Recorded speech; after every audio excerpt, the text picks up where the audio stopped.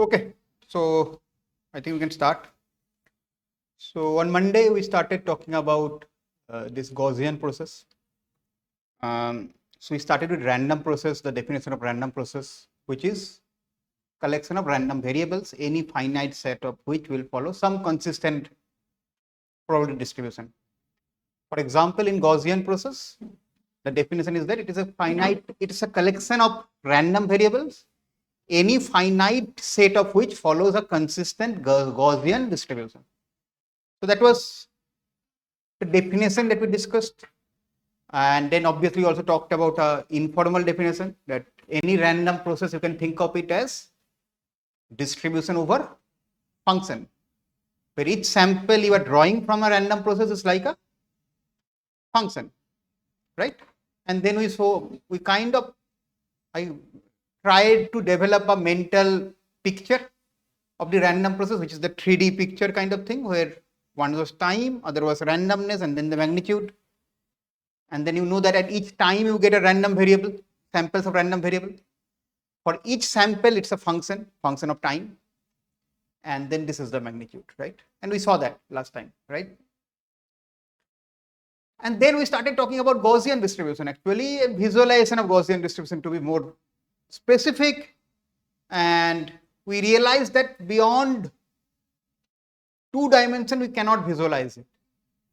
And so we introduced a new representation where in x-axis you denote the variable index, y-axis you represent the value, the magnitude, right? And that was this one, right? Where if you have a point, that red point that you see there, if you take that red point, that's a sample from that 2D Gaussian. And each sample in a 2D space is defined by a vector, 2D vector, a x coordinate and a y coordinate. The x coordinate is what? 2.46, something like that. The y coordinate is what? 1.58 or something like that. Now, if I have to represent it here, so this is the bottom right is the alternative representation. In this alternative representation, in the x-axis, I have the variable index. So you will see 0 is invalid, but 1, 2, 3, 4, something like that. 1 denotes the x1, the first variable. 2 denotes the x2, the second variable. So now if I have to look into x1, we see that red dot there. That's the x1. What will be this distance equal to? Can you tell me? What will be this distance? Whatever is that x coordinate, that horizontal line you are seeing, that is the distance. Similarly, I can have another point, that is the coordinate corresponding to the second dimension, and this magnitude is equal to 1.58 or whatever it is on that. And now you connect these two by a line. If you connect these two by a line, this line represents a sample. This line represents a sample in this representation. So in the Gaussian representation, the contour representation, that red point represents a sample. That same thing is represented in this representation by a line. If you draw another sample, what will happen? On that left one, if I draw another sample, what will happen? Another point, x and y will change. Accordingly, in this representation, you will get another line. So here are such 4 samples. So you can see that there are 4 samples on the contour, right? At different locations, drawn randomly. Each sample is represented by line. And it's a line because you have 2 points. It's a 2D. If it is a 3D, then you will get a line. 3D will, this one will still be a line, but you will have line connecting 3 points. In ND, it will be a line connecting n points, because each of the x number you are seeing, 1, 2, whatever you are seeing, that represents the variable index. So what you see in the x-axis, 1, that is actually x1, the first variable. What you see the second, x2, that is the second variable. Then x3 is the third variable. And like that, the number of points you will get is equal to the number of variables. n dimensional, you will have n. Yeah.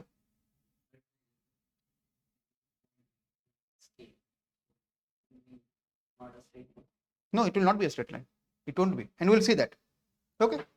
Right now we are only looking at 2 because 2 is what we can visualize in the contour. But this representation I am showing 2 only right now. But I am introducing this representation because now I will go to 3, 4, 5, and then you will realize you cannot draw a 3-dimensional contour. It does not exist. 4, 5 does not exist. Contour maximum you can do is in 2D, where the color represents the 3rd dimension and then there are 2D. 3D, 4D you cannot have contours. Yeah. Any question? Okay. Yeah. But this line is not restricted by your dimension. You can have any number of points you want, right? Okay.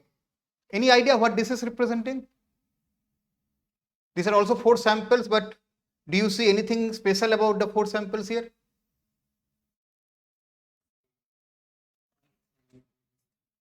So what does it mean?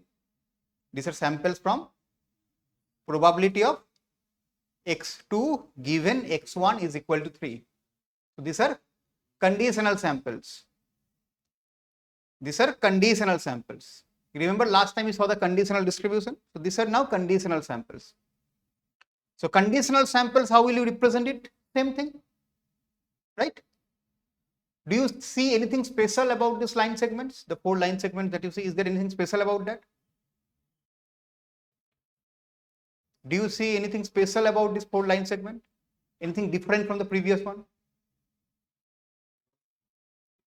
Exactly. They all start from the same point because you have conditioned on x1 is equal to some value.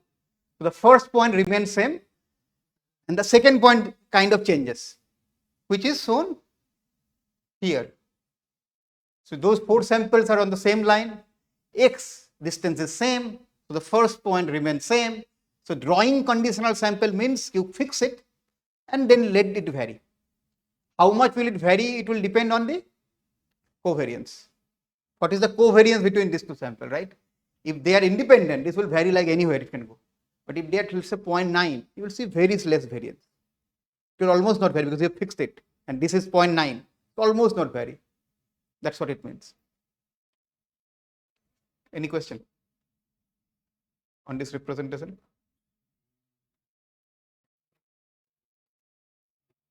Can you repeat the question?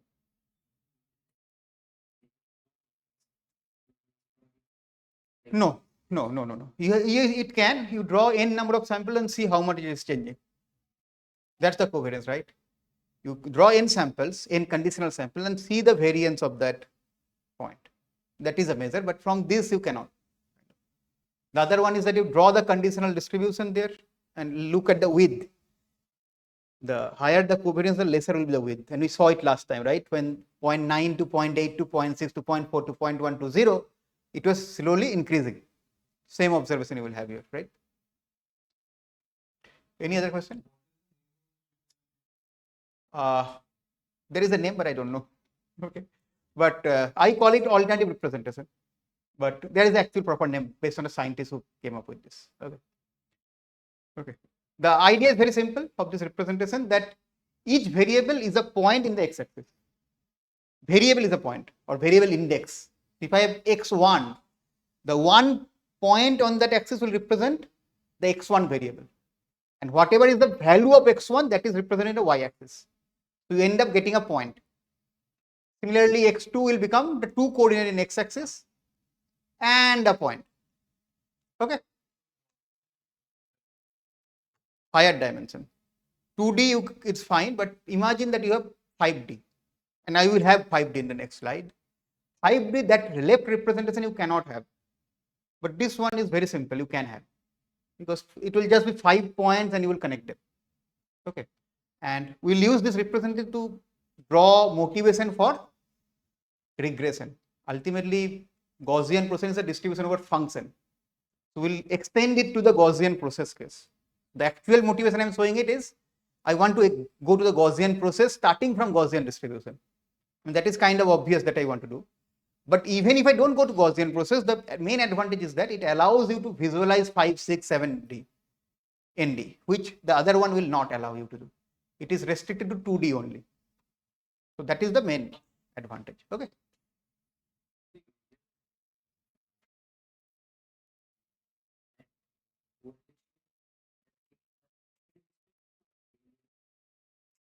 Left one. You are seeing the points, right?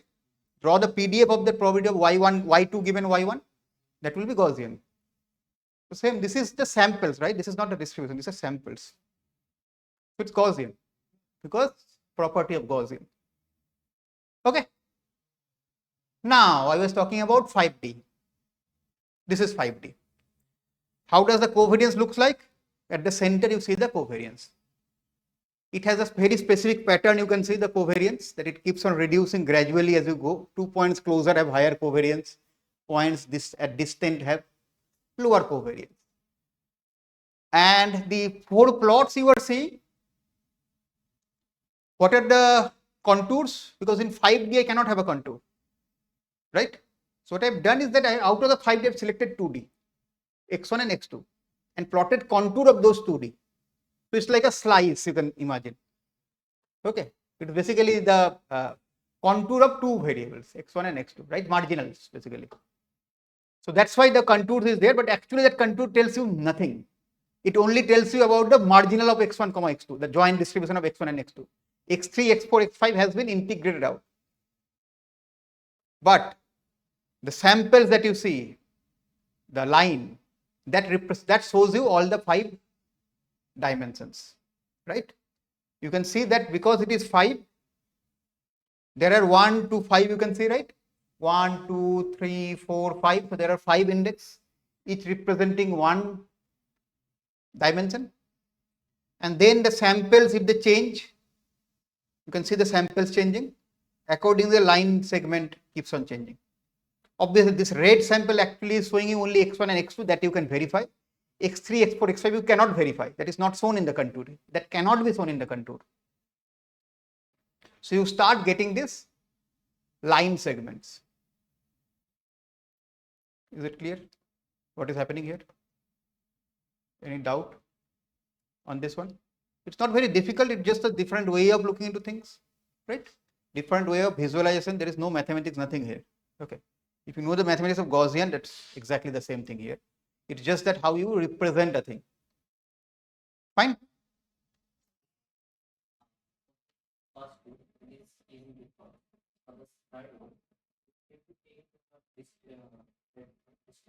No, for the no, you are confusing. You have a 5D distribution. You will draw a sample. That sample will be what? Will look like what? 5 values. It's a 5D vector. Take those values, plot it. Why do you need the contour to plot this? If I need the contour to plot this line, then that line is useless. I am able to plot that line without going into the contour. I am showing the contour for visualization, but you don't need the contour to plot for plotting this line. Obviously, there is a relation between the contour and the plot, but I don't need it because I will just draw a sample. It's a 5D vector I will get. First one, x1. Second one, 2. Third one, 3. Fourth, 5. Join them. That's my sample. Okay, so I don't need the contour to do that. Okay. That reminds me what I forget. So most probably, 99.9%. Friday second half, I will be showing the minor grades, marks or whatever. Right? So yeah. Okay, this is fine. Now this can also be done in a conditional manner. I can condition on one sample and then look at the 4 samples. So this is unconditional 4 samples, and you can look at the 4 red dots and you will realize that they are the x-axis is same. Obviously, other dimensions has been conditioned or not, you do not know. This might look the same if I condition on 3, 4, and 5 as well. But that is not visual, that you cannot visualize on the contours, but that you can visualize on this line. 3, 4, and 5, I can tell that has not been constrained because 3 and 4 and 5 are changing here. Here you do not know 3, 4, 5 what is happening. So now you can see the benefit that with this, looking at these figures, you can see that the first point, right? Let me convert it into pointers. The first point, right, is fixed in all the cases, right? 1 in all the cases. That means the first point has been conditioned on. Second point, it is not fixed, there is variation. The variation is very less, but there is variation. That means it is not conditioned on. Third point, again there is variation. It has not been conditioned on. Fourth point, fifth point, it varies from sample to sample. It has not been conditioned on. Right? If I plot it together, so the Gaussian I was saying, that is what the Gaussian look like. Okay. But if I plot 4 samples and plot it like this is what it will look like. So it has been conditioned on the red point, so that's why it is fixed. And the blue points, you can see that they are kind of varying from sample to sample. Right? Now, one more thing we can observe. The variation is less here, but the variation increases as I go ahead, right? The variation is the maximum at number 5, and then 4, then 3, then 2, and 1 has no variation. Why?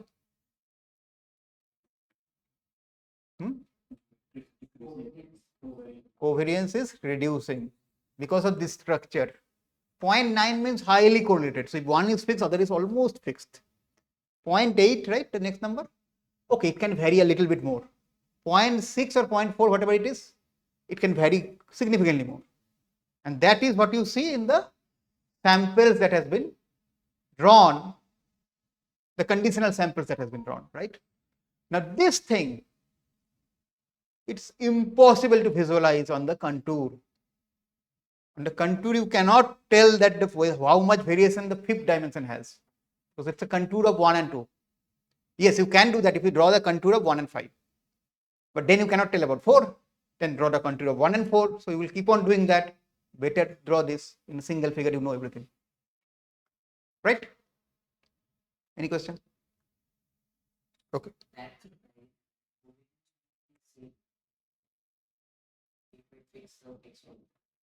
for the x5, the covariance is 0.4. So then if you plot the contour and you get same. Obviously.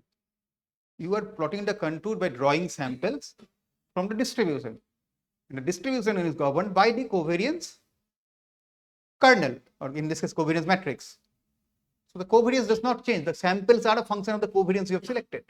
If you change the covariance value, the samples you will get will be a different sample. You are not calculating the covariance from the sample. You are drawing a sample corresponding to a given covariance of a Gaussian distribution. I think you are confusing because you are thinking that you have samples, you will calculate covariance. No. In sampling, you have the covariance, you draw sample that satisfies the covariance and the mean.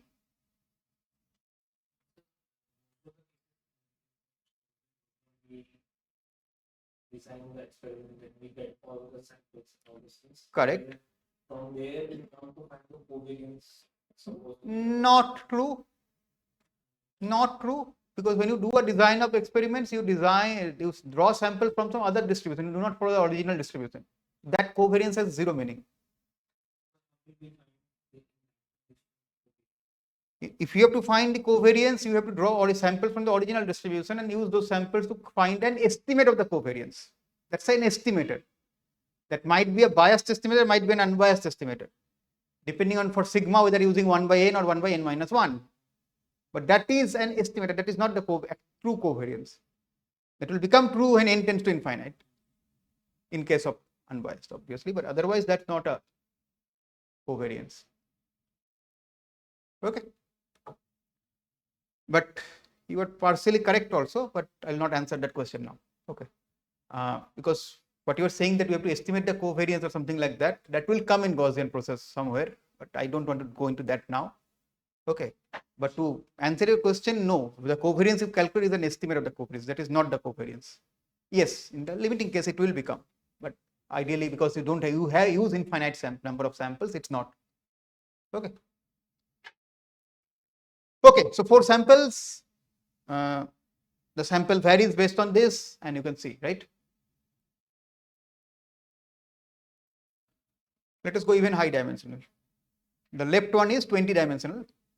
Second one is what, 50, 100, 200. What is happening? Now it looks like a time series. So now you can think that how it is approaching the Gaussian process thing. Each sample is now like a function. sample at 100 or 200 or 550 points. So that's how you go from Gaussian distribution to Gaussian process intuitively. You keep on increasing the dimension, and as it goes very high, tends infinite, that's a Gaussian process, as I said last lecture also. These plots, what are these plots? The right hand one, the covariance I cannot show 20 cross 20, I cannot show 50 cross 50, I cannot show 200 cross 200, right? So it's a banded matrix, so I show it like that, and you can see that the diagonal is all 1, and as you go away from the diagonal it reduces, but it never reaches 0, and that is evident from the color bar. There is no 0 there. It can go to 0, I can put it, but I've used some structure, so in that structure it does not go to 0, but it can go to 0 also. It's not that it cannot. Previous example, the covariance matrix is here, that x1, x2 are like 0.9 covariance is there, and then x2, x3 again 0.9. Correct. Is it always happen this kind of? No, it's a structure I have taken. Normally it will not happen. In Gaussian process it will always happen. Gaussian process it will always happen, because here if you take, so what is covariance? Think about it. In a spatial domain, in a time series, what is covariance? It is the covariance of two neighboring points. The nearer the points, the more likely they are that it will be similar. The further they are, it is more likely that they can be independent, or they will be less dependent on each other. So this correlation is between two neighboring points. It will ultimately become like that. Right now it is index Gaussian distribution, so you are not seeing that, but ultimately it will become very two nearing points. T equal to 0.00001 and T equal to 0.00002. So what do you expect the response will be at these 2 points? Highly correlated. So that's the intuition. That's the reason I'm taking this kind of structure. Okay. But in the Gaussian distribution, is it always true? No, it is not. In this case, it will be true. In Gaussian process, it will be true because it's a function and you are taking correlation between two neighboring points. So that's why. Okay.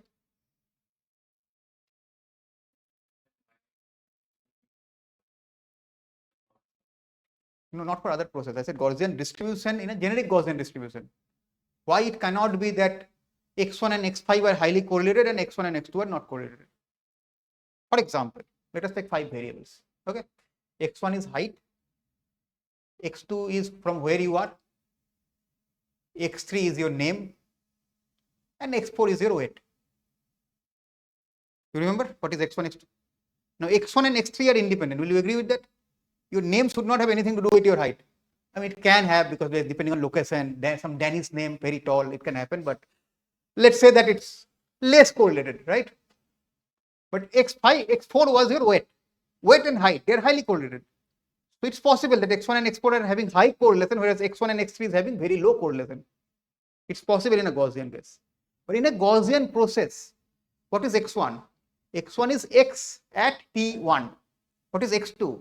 X at t2. What is relation between t1 and t2? These are the two consecutive time steps. So they are very close. So t1 and t2 will be closer than t1 and tn. So if they are closer in a time series, do you expect that they will be related or not? So that's the way. Okay.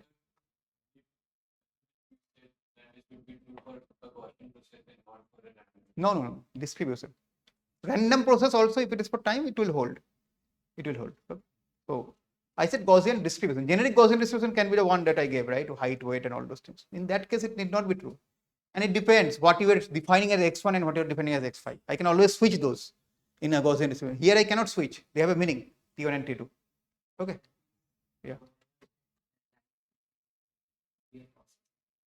So in that sense, yes. Okay.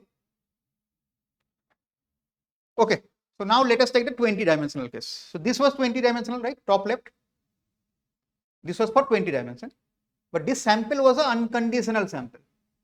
You have drawn a 20D sample. There is no conditioning, nothing. I can draw a conditional sample as well. So this is how a conditional sample can potentially look like. I have conditioned on one, variable 1, variable 2, variable 7 and variable 12. The red dots, right? And what I am showing on the left is x1 and x20. That I have selected 2 dimension, right? I have selected x1 and x20. Why have I not selected x1 and x2? Any idea? Border condition, what will I do by selecting that? I will see no variation there. So that's why I have not selected x1 and also, does it feel like it is almost becoming Gaussian, independent Gaussian, that contour, x1 and x20, right? Because x1 and x20 are far apart, so the covariance is very small. As a result, it is almost independent, and so you see this circular pattern now coming back. The red line on the leftmost plot is showing you, this line is showing you the conditional Gaussian of x20 given x1. Others are marginalized out. Marginalized out means integrated out. Okay, and we'll do all of this, by the way. I mean, Gaussian process will not end with these figures. Be rest assured, maths is going to come sometime very soon. Okay, so yeah, this is just kind of preparing you for what is supposed to come soon. Okay, yeah. So it has been conditioned on this, right? Whatever you're seeing here is 4 samples, I think. 4 samples that are drawn from the conditional distribution conditioned on x1, x2, x7 and x12. What do you see? Look at the diagram very carefully. x1, all the points are same, all the samples are same. x2, all the samples are same. x7, all the samples have kind of tied up to a same point, and same thing you will see in x12. So whatever you observe, so you imagine like this, right? It is like stitching. So you have like random waves going here and there, right? Whatever you observe, you stitch them. And because you are stitching them, some things will go up and down from that. That's your conditional Gaussian distribution in this representation. That's what is happening. You have random samples. Now whatever you are observing, they are same. So just pull them and stitch them. So other places, what will happen? Some will go up, some will go down, and wavy kind of thing will happen. That's what is happening here. Okay, clear? So this is the some conditional samples. What is this? Any idea?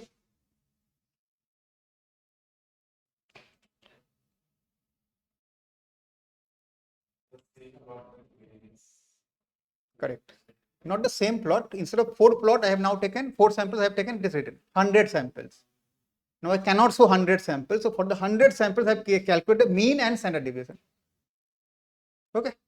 And then for each point, the mean is shown at the red, no, not the blue dots for the mean. And then this is your bound, right? And what do you expect? And by the way, this bound is known as the uncertainty bound. Because this is the variance, right? Uncertainty bound.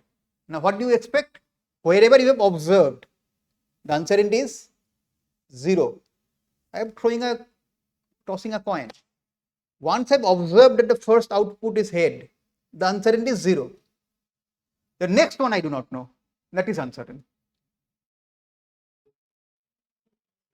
Sure.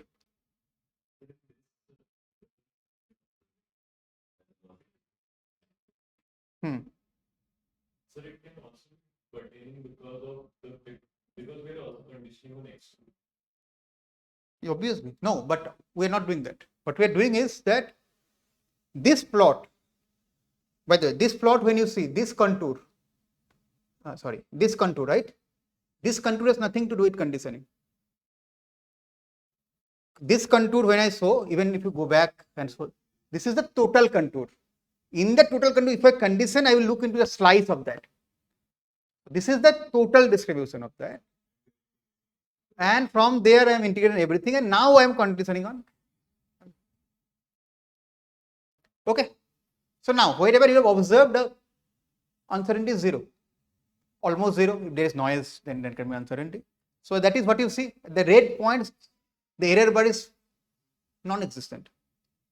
More importantly, as you go away from the observation, because of the covariance structure, the uncertainty increases.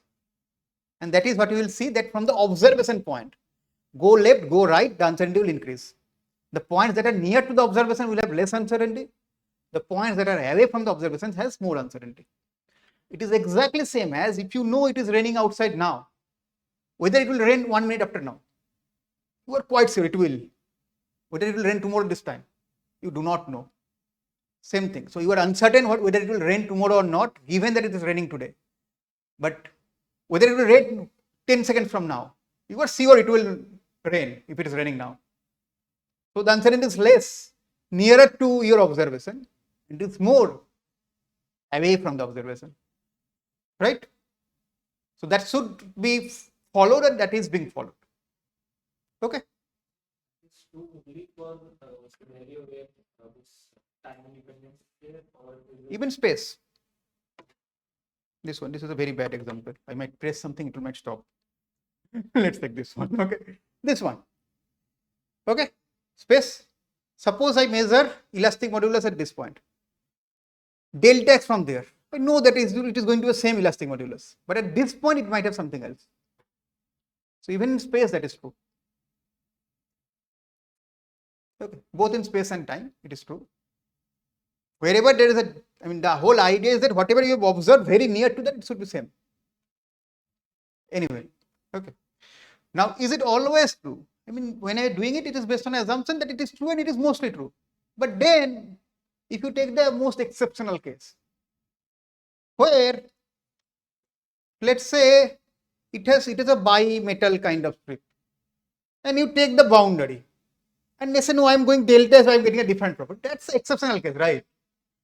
That exception you can always create. But generally, for a single thing, it will occur. For a time also, there is some random event it has occurred. Will anything happen from 10 seconds from now? No. But it can be earthquake coming in 10 seconds. But that happens how many times in over the years? Almost negligible. So in statistical sense, that is a rare event. Okay. But you can create those and come up with examples where this does not hold. Okay. Any question? Okay. This is another plot. What has changed? And again, the same observation. But can you tell me what has changed between these two?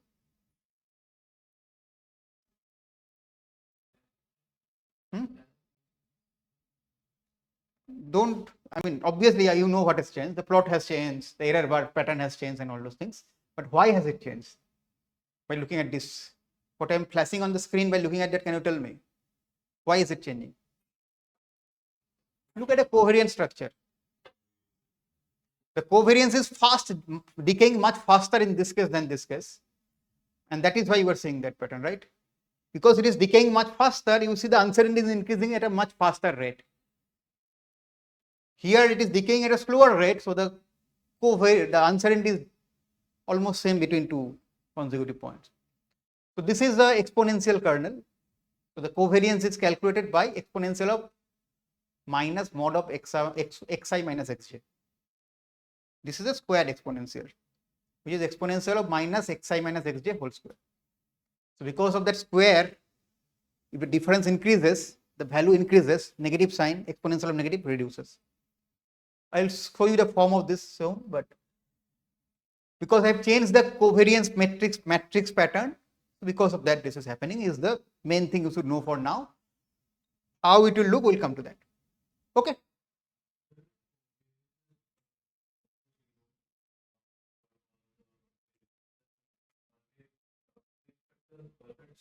Yes.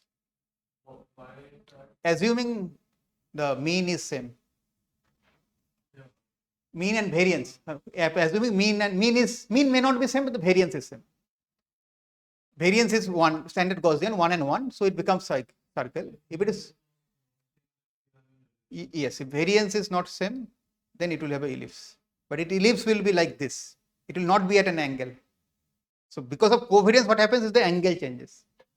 You saw that one of the earlier thing, it was at some angle, right? Because of positive covariance. If it was negative, then it will be at a negative. Okay.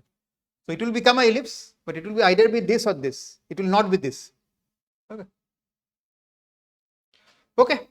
So until this point, we kind of understood Gaussian and what happens when you increase the dimension of the Gaussian, right? That's all we did. But this is not going to help us, because our x-axis ideally should be time or space. And both time and space are continuous variable. They are not 1 and 2 and 3 and 4. It can be 1.01, it can be 1.115, 1.113 and all those things, right? So to make it actually Gaussian process, I will want my x-axis to be continuous. It need not be time, but time is the obvious one that comes to mind. It can be space also. It can be something else also, but it has to be continuous.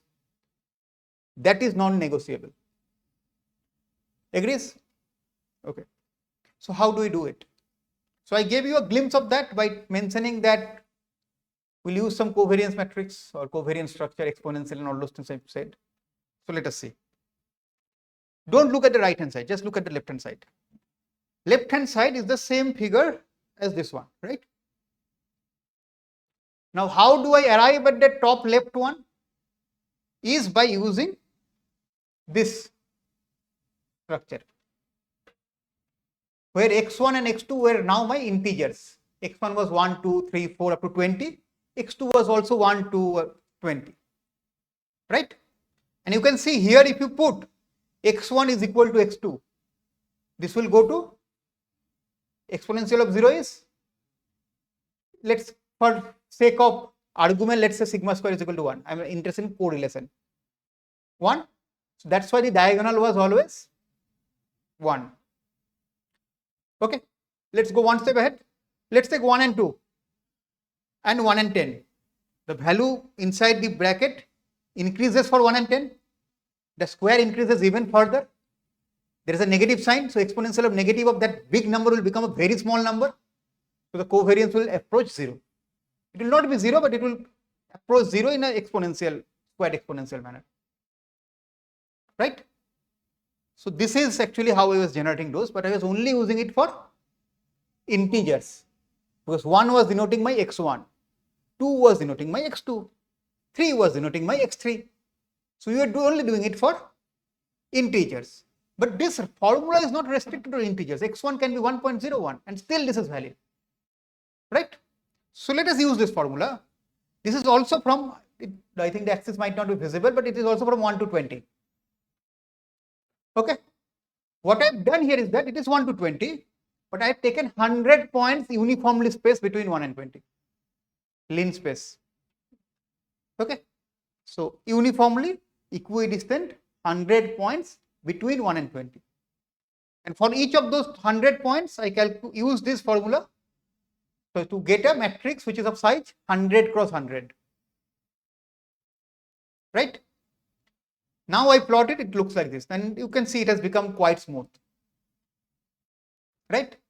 Now with this 100 cross 100, now I can draw 100 samples in 1 to 20. Right? I draw that 100 samples and I can condition on 2-3 points that I have conditioned on. And I draw 100 such samples. Take the mean of that, the conditional one. That is the dark blue line with marker that you see here. Okay. And because it is now continuous, x can take any value. So now I do not show that bar, but rather I show a continuous band. And that band is known as my uncertainty band. And now it is even more clear what I was saying, that at the observation, the band is kind of tied, because all the samples are tied, and when you go away from it, it keeps on increasing. Okay. Yeah.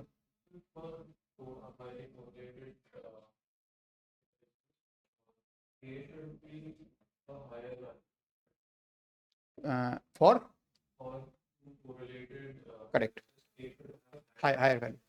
So how can we let's say x1 and x2 are correlated? Let's say x1 and x2 are same. So that is the maximum correlation you can get, right? Because x1 and x2 are same, so that term inside the bracket will become 0. Exponential of 0 is 1. Sigma square I am taking 1 for now. L square I am taking 1, whatever. So that becomes 1. Now let us take that distance to be 10. 10 square is 100. Exponential of minus 100 is 1 by exponential of 100.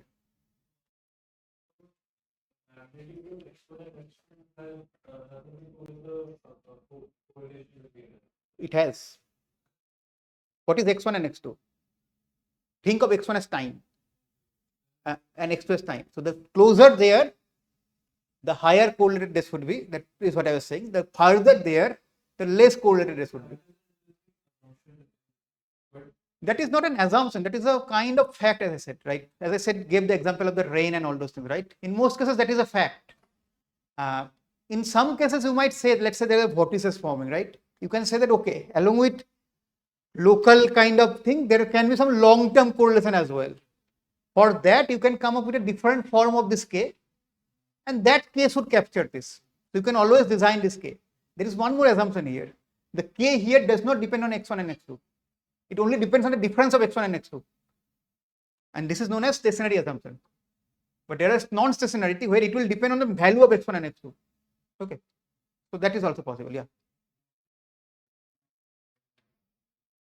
Okay. So that I have not intentionally not said. So if your data has some noise, so that noise is captured like this, which will come when I go to the mathematical part. So I skipped it intentionally, but so right now for all of this plot, I have assumed sigma y to be 0. Okay. And these sigmas and L's, all of these have meaning, which I'm skipping now. I will tell it before I go to the mathematical part. I have slide for that, but yeah, right now I'm skipping those. What does it mean? It has a physical significance, unlike neural network, let's say, where you cannot make sense of what the weight and biases do. These things do have a meaning. Okay. L is the length scale, for example. Okay. So I was saying that I was going to talk about it. This is the one. So let's talk about it, right? Okay. Let's focus on this K. Okay. What do you think will happen if L increases? If L increases, then covariance decreases. Is it so? Or covariance increases? There is a negative sign.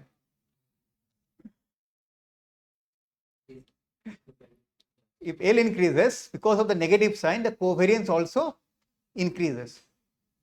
Which means if for a small L, 2 points nearer will be correlated, but 2 points far will be less correlated. Right? As you increase this value of L, this correlation value for all the points keep on increasing. And what is this X? It's the distance. I mean, time distance or spatial distance, whatever it is, right? So it's kind of x1 minus x2 is, or this L is basically telling you how 2 points are correlated in time. How strongly, right? Think about it. Yeah, go ahead. We always the distance between the coordinate in a case of spatial coordinate distance or the magnitude value distance. It is a square, so how does it matter? Suppose in a domain in that grid points are there. In that grid point, if we take the pressure values different, and we are trying to find the covariance of the pressure value of this is input, so you'll know what pressure will always be output. This will be input, some initial condition, some spatial coordinate will come here. Pressure is the output, by the way. This X will always be the input to your surrogate model. So it will function of that. So pressure is a bad example in your case. Okay. But if pressure is an input, let's say, and you are trying to find out the velocity, let's say. In that case, yes, to pressure of 2 nearby points. How close are so the idea is very simple. If 2 points have same pressure or similar pressure, their velocity should be same.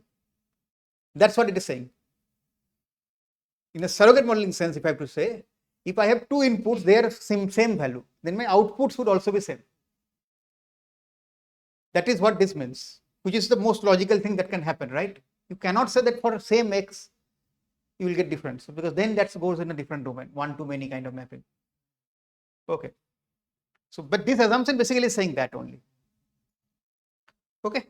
Was there any other question? No, right? Yeah. So now, let us also come back to L. Let me repeat. 2 points, x1 and x2. Let's fix them. So that x1 minus x2 square is now fixed.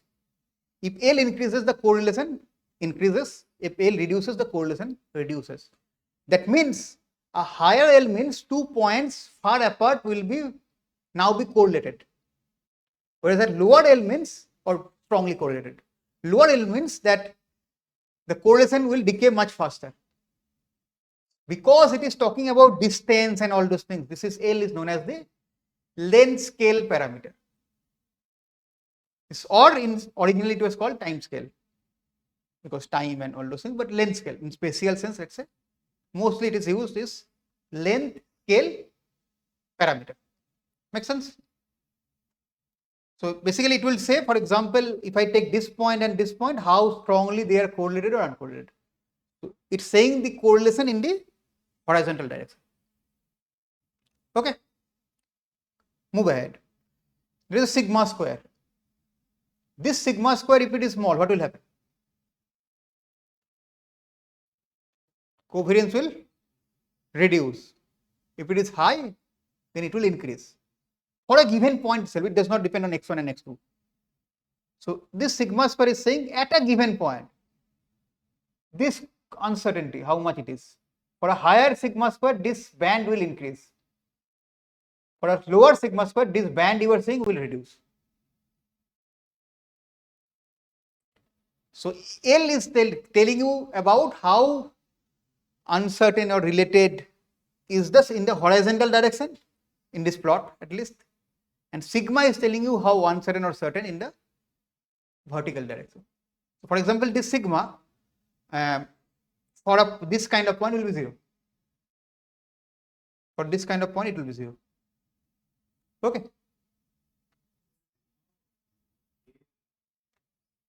I mean, it will sigma, okay, you were right in this case, but it will come, sigma will become. So what will happen is that later you have to find sigma and L, you will not know. So that's what he was asking earlier, that how will I know the covariance? You will not know. You will know, assume a structure and find out L and sigma. And that is what training means. Training a Gaussian process means finding out L and sigma. So sigma, you are right that let's say throughout, if the uncertainty is less throughout, that can only happen when sigma is 0. And between 2 points when you are seeing, then it is L. And at the and also obviously x is also there, but in my statement I was assuming x1 and x2 you are fixing, you are not changing them, and then you are looking at sigma. So I was going by that. Okay, because other if I let all three vary, then I cannot reach a conclusion. So when I'm saying talking about L, I'm assuming sigma is fixed. I'm assuming x1 and x2 are fixed. When I'm talking about sigma, I'm assuming x1 and x2 are fixed, L is fixed. Now looking at sigma. And in x1 and x2 we have already discussed. And then this one you will see later. Again, is basically the noise variance, that how much you, I mean, even at the points which you have observed, right? You are getting 0, but that is not necessarily true. But that should not be followed always. What you've observed, you have observed it through some instrument, some equipment, and that might have noise.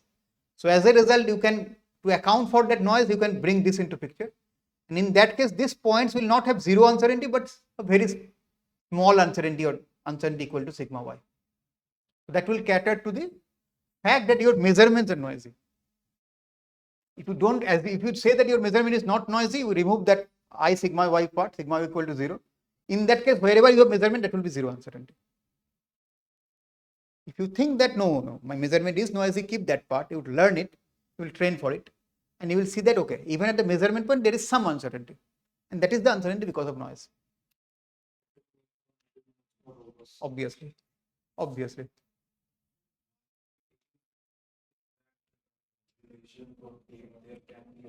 Yeah, there are different forms. I'm just showing one representative case. I think next thing I will show is the 3 representative case. So there is designing kernel itself is a domain of its own. Okay.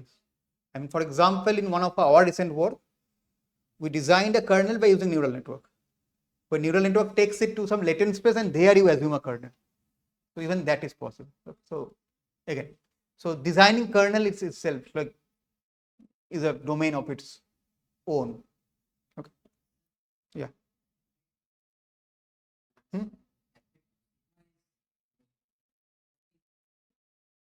Effect. There are 2 sigma. Which one? If sigma is increasing, this band will increase. This uncertainty band will increase.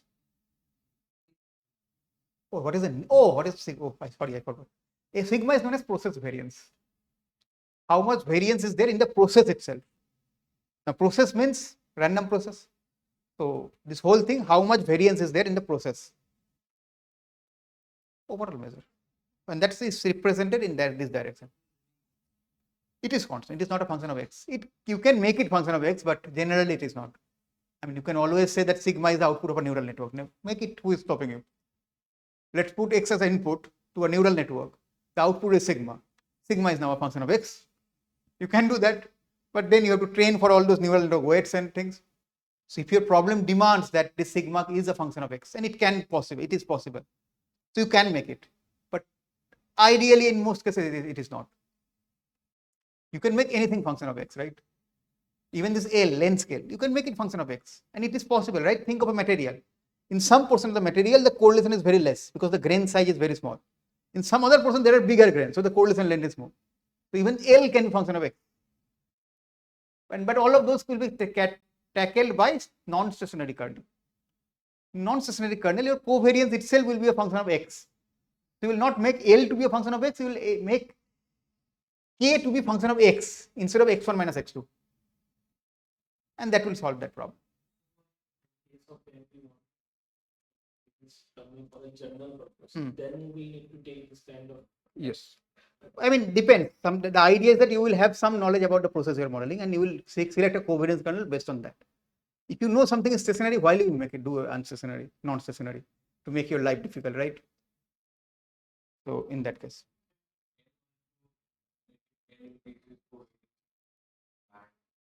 No, L is about this direction. L is about horizontal, sigma is about vertical. Think of it like that. I mean, that's the easiest way interpretation you can have. That L is giving you information about the horizontal direction. 2 points select, how correlated they are. Sigma is telling you about the vertical, how uncertain it is. If you draw 10 samples, whether they will be same or different. Sigma will control that.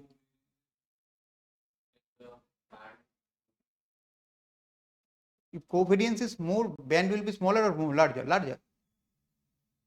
The band represents uncertainty. Sigma does not tell you anything about between 2 points. It is telling you variance. It's process variance, not process covariance. Variance is about a single point. Variance does not tell you about x1 and x2, how they are related. It is only telling you about variance, not covariance. Whenever you are taking 2 points, you are talking about covariance. When you are talking about covariance, sigma is outside. You now talk about L.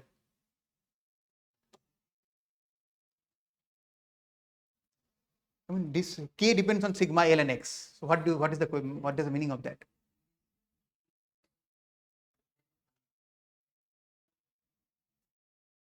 Everything depends on K, but on which part of K? Everything depends on K. K is telling you about total uncertainty. But within K, there are 3 parameters. One parameter L is telling you about the horizontal uncertainty, horizontal dependence. One is sigma square, which is telling you about the vertical one. K is telling you about everything. When something is telling you about everything, it is telling you about nothing.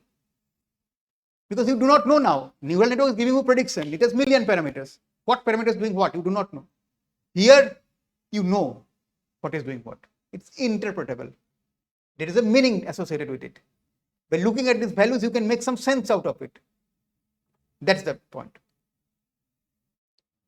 Lastly, for today, so the maths do not start today, it starts tomorrow. I just take the time, I'm already out of time.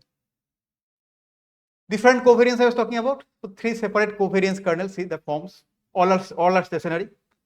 And then a single sample, how will it look like? The second plot from the left column, I mean second right column, right? And the last column is basically showing you the mean plot and the uncertainty band.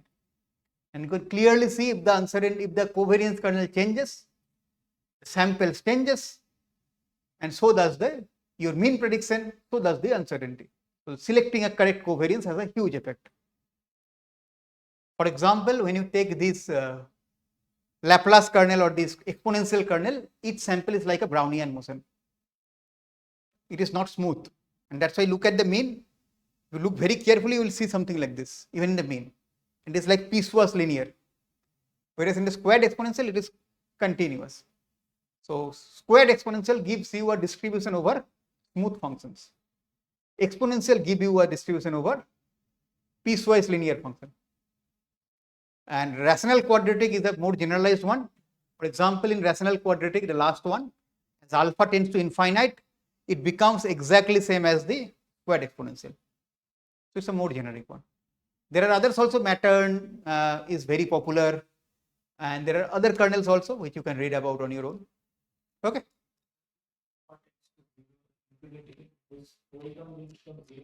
There is 2 to the power minus alpha is also sitting in the top.